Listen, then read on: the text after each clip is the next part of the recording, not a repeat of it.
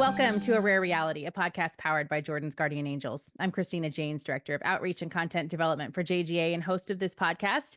And we are joined today by Carol Backhouse, our Executive Director of JGA, and also Niels Marchand, who's a dad to JGA, a child with Jordan syndrome here at JGA, and helping us to launch a pretty important new project that we've been working on now for a few months, and we're excited to launch into the world. So welcome to you both. Thank you for being here today. I appreciate it.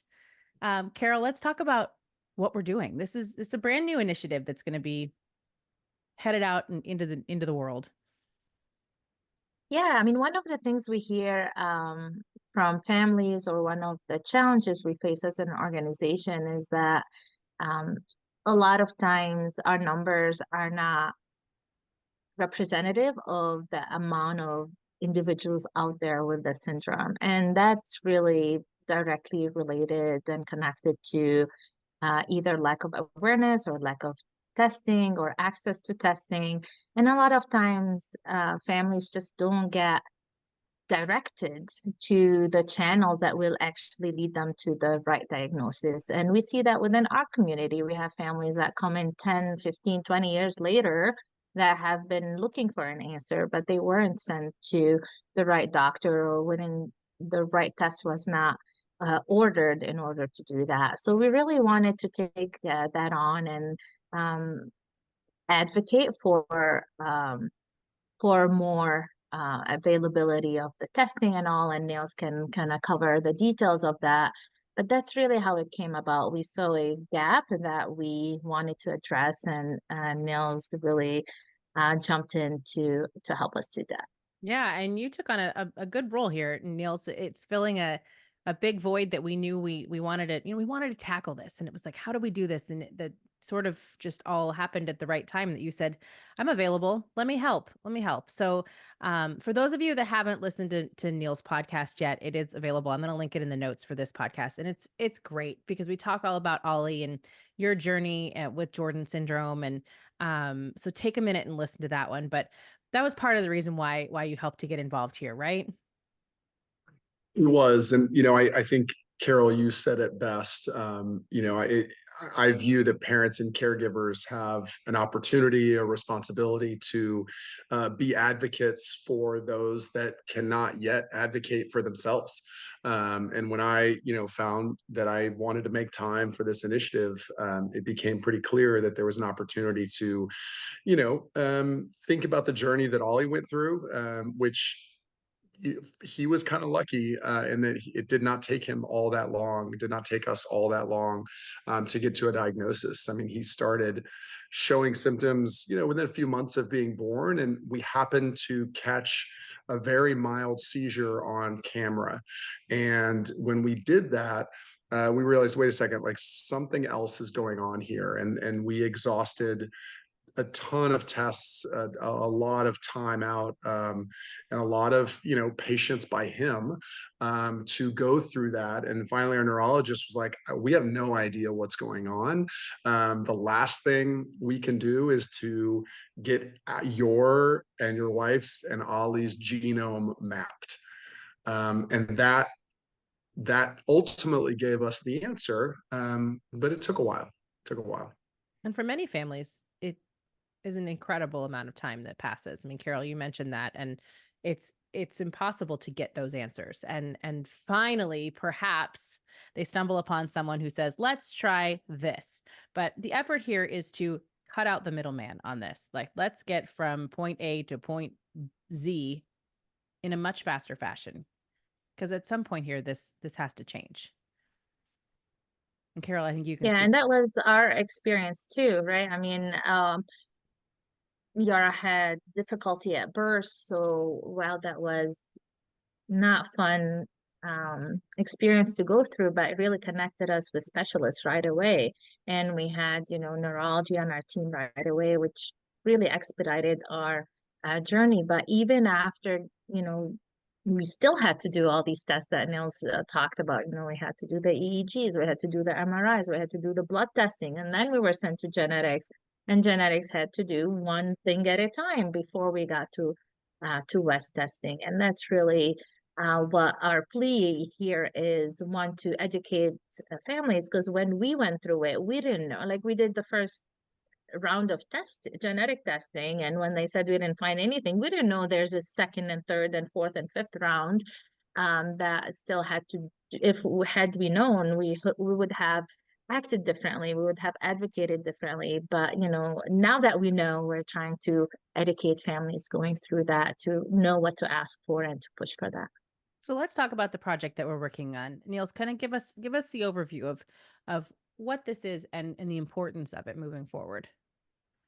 Yeah, for sure. And, we are small and mighty. And, I think about a few of the key things that are driving the reason for this project. The data will tell you that the average diagnosis takes 5 years.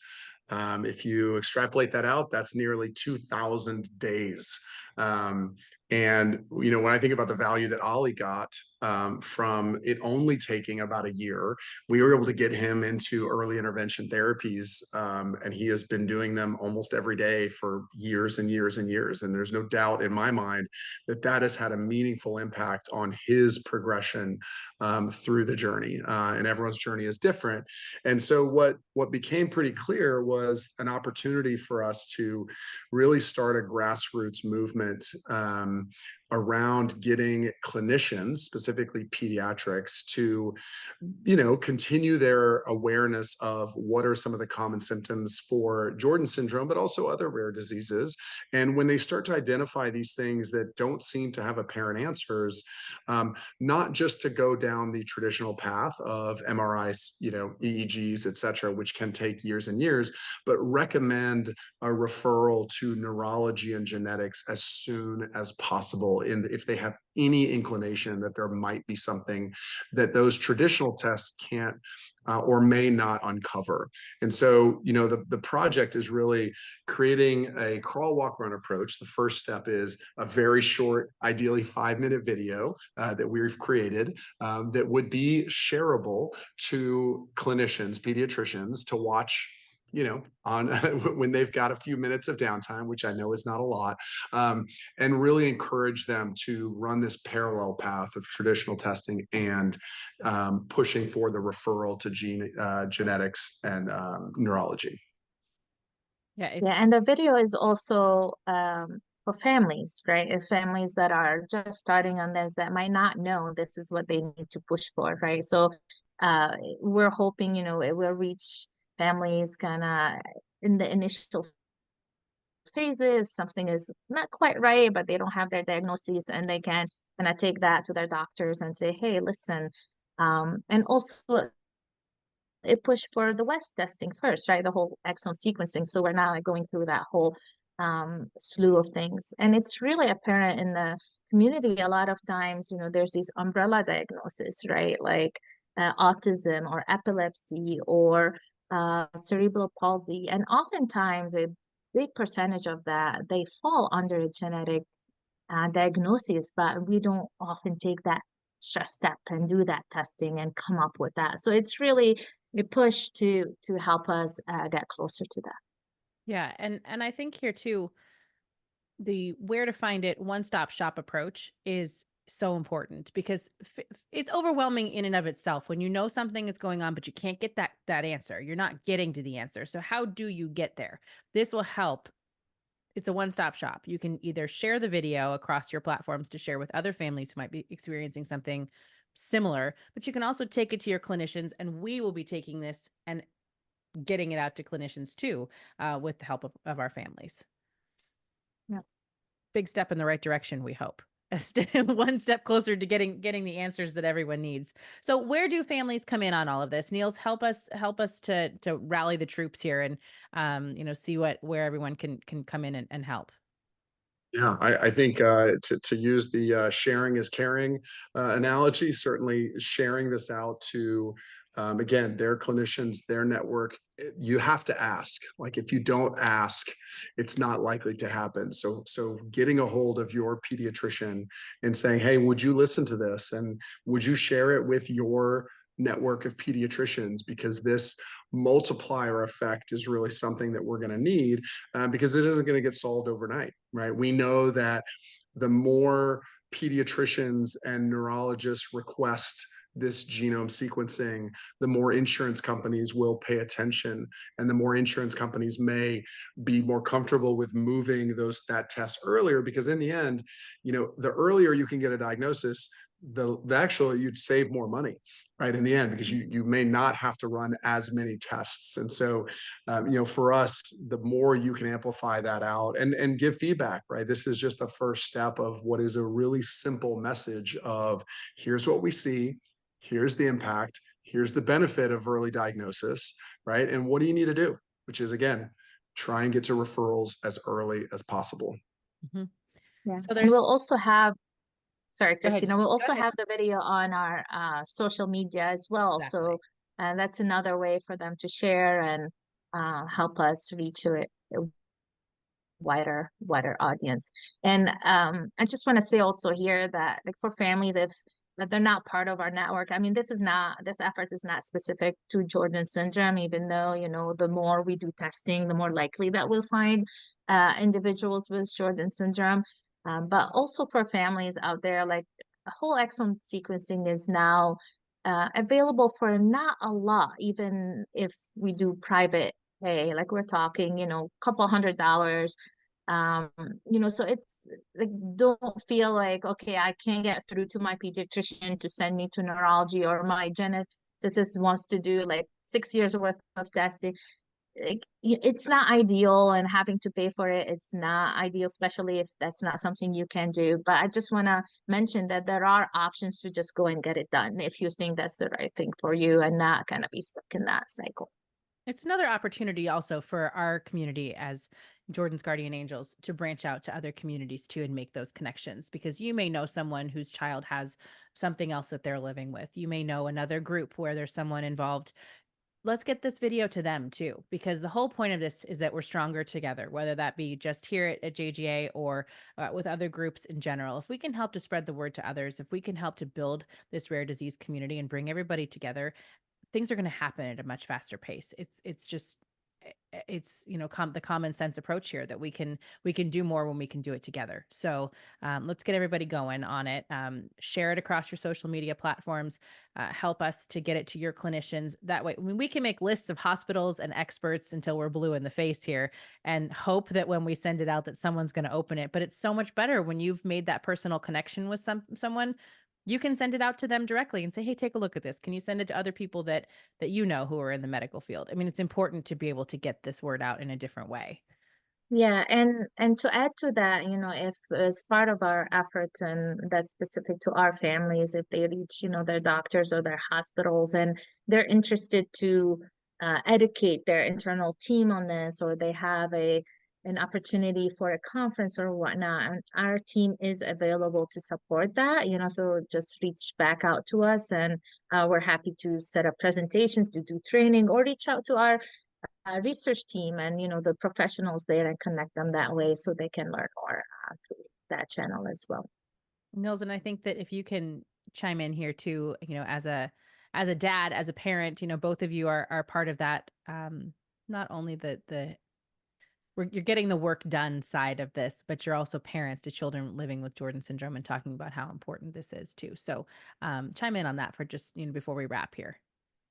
Absolutely. And so the value for me has been in the confidence that having Ollie get his diagnosis when he was, a little over a year old, really allowed us to double down on our efforts. And I said this in the previous podcast, right? That, like, our job is, this was something our neurologist had said to us. He said, your job as parents has not changed, right? It's to help your child reach their full potential. I said it then, I'll say it again. It's a quote I'll never forget. And I believe that being able to get this diagnosis early has helped us to help him start to get to that full potential. And again, we don't know where that's going to end up, but it is an effort that I know, and I have strong belief in, can yield tremendous benefits to others as well. And the thing that's interesting is, like, we're not alone in this effort, right? There, Christina, you mentioned reaching out to other folks that may be on a journey that's unrelated to Jordan syndrome. There are organizations like projectfindout.org, or seekfirst.org, SEQ first.org, that are really advocating the same concepts here, right? So it will not be us that solves it on our own. And us solving it for one child can also make a big difference for them. And to me, that's enough, right? So we don't have to boil the ocean. If we just do it a little bit, I think we'll see value across the board. Yeah, one step at a time. If everybody does one thing to help make a difference, then we're making some change. That's what we do around here, right, Carol? We just Absolutely. Yeah. And we hope this will be a tool for others to use, as you both mentioned. And it's important, right? It's important for that family because they'll get their early diagnosis or get the support they need, but also it connects them to a community, whether it's us or others, and kind of helps them. And it might open doors to clinical trials or treatments or whatever is out there, right? There's really power in knowledge, and we want to push for that. Yeah. All right. It's coming soon. You'll have all the information in the post, and we can help to share. We'll have links and everything set up for you, so it'll be an easy takeaway for your families to take to clinicians and other people as well. So stay tuned for more. We will be getting this to you so that you can help us on this journey. In the meantime, in the notes, we will have linked Niels's podcast from his previous podcast that really, if you get a moment to take a listen to that, it would be fabulous. And if you haven't heard our other podcasts, please take a minute to listen. They're all on YouTube with translation services, or on our website, jordansguardianangels.org, or across any of the platforms that you use for your normal podcast listening. So thank you for tuning in as always, and we will see you all very soon.